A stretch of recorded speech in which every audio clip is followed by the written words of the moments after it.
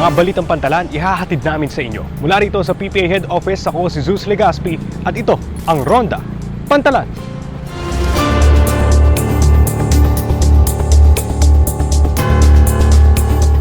Apat na iba't ibang mga cruise ship dumaong sa mga pantalan sa bansa sa loob lamang ng isang linggo. Mga delegado mula sa Nagoya Port sa Japan bumisita sa head office ng PPA. At paano ba malalaman kung kanselado ang biyahe ng inyong barko? Alamin sa Papaano Ba? Lahat ng yan at iba pa dito lang sa Ronda Pantalan.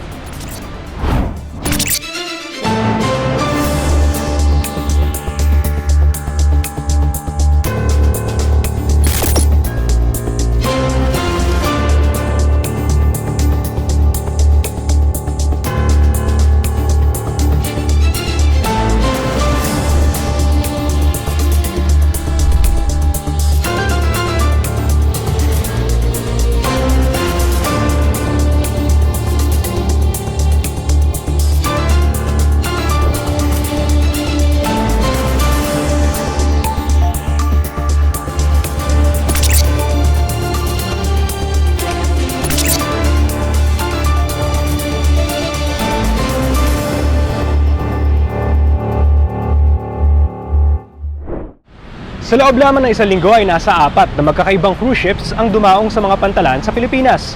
Sa Balitang Pantalan ni Jill Manalo ang ilan dito, pangatlong beses na sa bansa.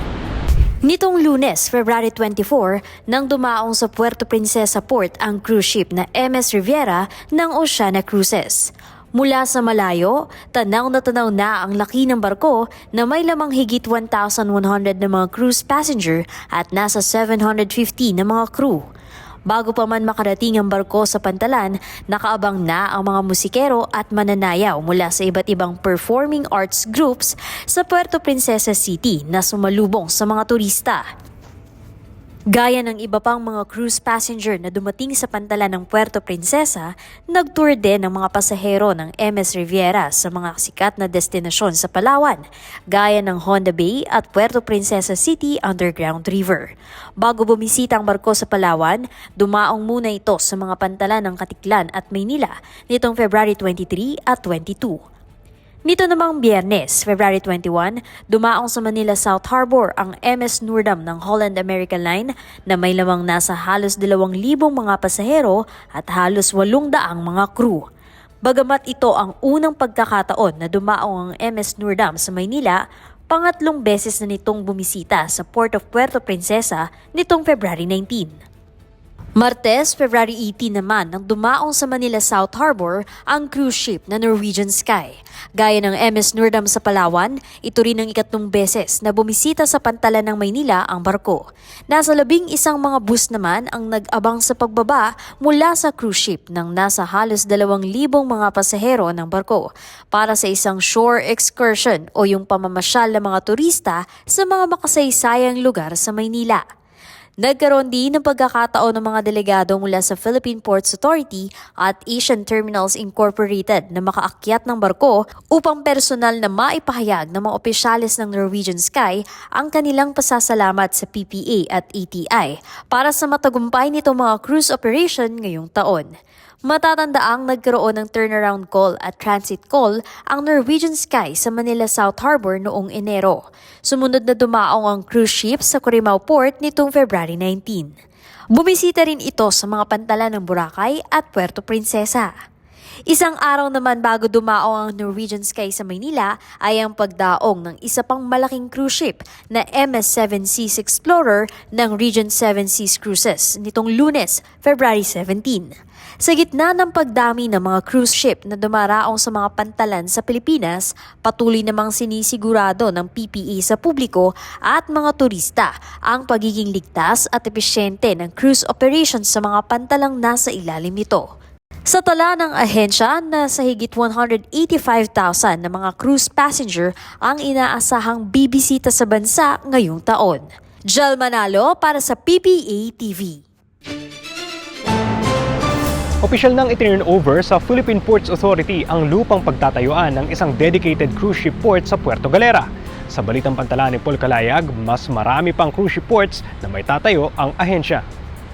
Matagumpay ang ginawang turnover ng lupang pagtatayuan ng kauna-unahang cruise port sa isla ng Mindoro nitong Huwebes, February 20 sa Puerto Galera Oriental, Mindoro. Ayon sa Port Management Office Mindoro, ang lupa ay idonate ng isang private resort corporation sa Philippine Ports Authority sa tulong ng lokal na pamahalaan ng Oriental Mindoro. Ang naging turnover ay dinaluhan ni na PPA General Manager J. Santiago, mga delegado mula sa lokal na pamahalaan ng Oriental Mindoro at pribadong kumpanya na nag-donate ng lupa.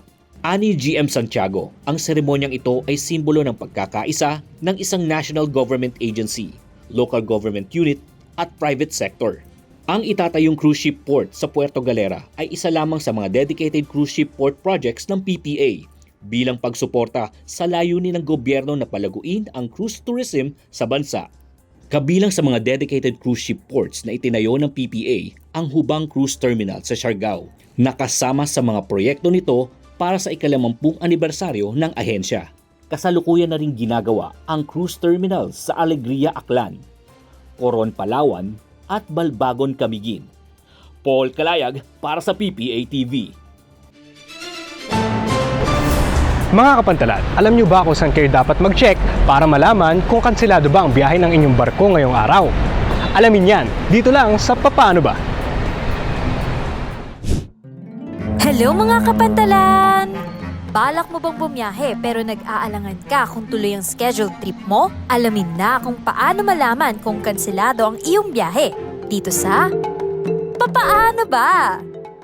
Una, i-check ang official social media page ng Philippine Ports Authority. Dito makikita ang latest updates at advisories tungkol sa mga kanseladong biyahe. Paalala rin mga kapantalan, hindi ang PPA ang nagkakansela ng biyahe ng mga barko. Kapag naglabas ng no-sail policy ang Philippine Coast Guard kung may sama ng panahon, otomatikong makakansela ang biyahe. Maaari rin na magkansela ng biyahe ang mga shipping line kung may aberya o iba pang dahilan.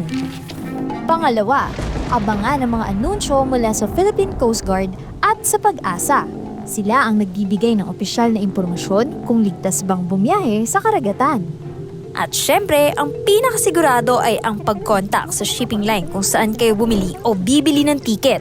Sila mismo ang makapagbibigay ng detalyadong impormasyon tungkol sa inyong biyahe. Tandaan muli mga kapantalan, hindi ang PPA ang nagkakansela ng biyahe ng mga barko at tanging pag-abiso lamang ang ginagawa ng ahensya. Kaya bago ka bumiyahe, siguruhing updated ka. Para sa iba pang impormasyon, bisitahin ang PPA social media accounts at abangan ang susunod na Papaano Ba?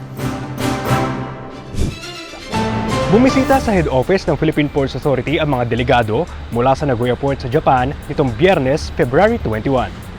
Habang nasa opisina ng PPA, nagkaroon ng pagkakataon ang 23 mga delegado mula sa Japan na makita ang mga proseso sa pag-ooperate ng ahensya at mga katuwang nitong kumpanya sa mga pantalan sa Maynila. Matapos ang kanilang pagpupulong at courtesy call na pinangunahan ni Attorney Yasmin De Los Santos ng PPA, ay nagkaroon ng port tour sa Manila International Container Terminal ang mga delegado mula sa Japan. Ang pagpunta ng Japanese delegates sa Maynila ay bahagi ng kanilang 22nd Nagoya Port Overseas Port Study na nagtagal mula February 17 hanggang February 22. Naging mainit ang pagsalubong sa pagdating ng imahe ng Santo Niño de Cebu sa pantalan ng Ormoc nitong Lunes, February 17. Ang naging makulay na selebrasyon sa pagronda ni Charlotte Conchas. Malugod na tinanggap at binigyang seguridad ng Port Police Division ng PMO Western Leyte Biliran ang pilgrim image ng Santo Niño de Cebu sa pagdating nito sa baseport ng Ormoc bandang alas 4 ng umaga nitong Lunes, February 17, lula ng MV Immaculate Stars ng Robles Shipping Incorporated. Dumaong sa pantalan ang MV Immaculate Stars, sakay ang pilgrim image mula sa Basilica Minore del Santo Niño de Cebu. Isa sa mga tampok na bahagi ng pagsalubong ay ang makulay at makasaysayang pagsayaw ng sinulog kasabay ng tradisyonal na musika bilang pagbibigay galang sa banal na Santo Niño. Mahigpit na ipinatupad ng mga port police officers at iba pang security personnel ang access control measures sa mga access points ng pantalan. Siniguro nilang maayos at ligtas ang pagpasok at paglabas ng mga autorisadong miyembro, tiboto, panauhin ng Cofradia del Santo Niño de Cebu, Saints Peter and Paul Chapter or MOC City, pati na rin ang marching band at mga mananayaw.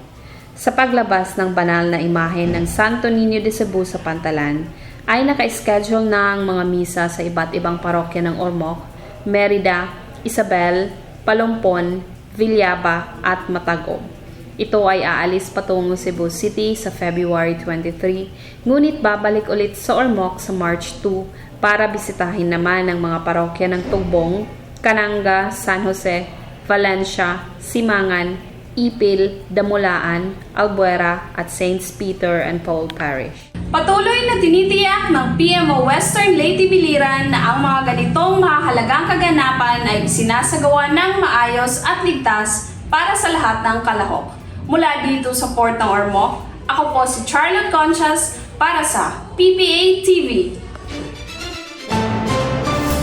Nakibahagi ang mga kawani ng Port Management Office ng Misamis Oriental, Cagayan de Oro sa isang Maritime Safety Awareness Caravan itong Martes. Ang detalye sa pagronda ni Cassandra Tocao. Kita sa mga letratong ito ang masugid na pakikinig ng mga dumalo sa ika-4 na ligtas biyaheng dagat caravan sa Camiguin nitong Martes, February 18. Kabilang sa mga dumalo sa safety awareness campaign na ito ng Maritime Industry Authority o Marina, ang mga delegado mula sa Philippine Ports Authority, Port Management Office, Misamis Oriental, Cagayan de Oro.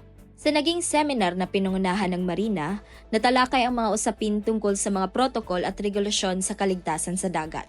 Pero bukod sa pagiging mga tagapagpakinig sa seminar, naging katuwang din ng Marina ang PMO Misamis Oriental Cagayan de Oro sa pagsasagawa ng buong caravan na bahagi ng Maritime Safety Culture Awareness Campaign ng Marina. Layunin ng kampanyang ito na mataguyod ang kultura ng kaligtasan sa dagat at tiyakin na ang transportasyon sa pamamagitan ng karagatan ay nananatiling ligtas at payapa. Isa rin sa mga pangunahing layunin ng caravan ay ang gawing inklusibo ang kaligtasan sa dagat, lalo na para sa mga persons with disabilities o PWD. Bukod sa seminar, nagkaroon din ng iba't ibang mga aktibidad sa caravan gaya ng mga parada, symposium at mga interactive na diskusyon. Tinitiyak ng Philippine Ports Authority at ng PMO Misamis Oriental Cagayan de Oro na patuloy ang aktibo nitong partisipasyon at pangunguna sa mga aktibidad na nagpapaigting sa kaalaman ng iba't ibang stakeholder sa maritime industry pagdating sa seguridad at kaligtasan sa mga pantalan. Mula sa PMO MOC, ako si Cassandra Tocao para sa PPA TV. At yan ang mga balitang amin nakalap sa pagronda sa mga pantalan sa nagdaang linggo. Manatili nakatutok sa official social media pages ng Philippine Ports Authority para maging updated sa mga kaganapan sa pantalan. Muli, mula rito sa PPA Head Office, ako si Zeus Legaspi at ito ang Ronda Pantalan.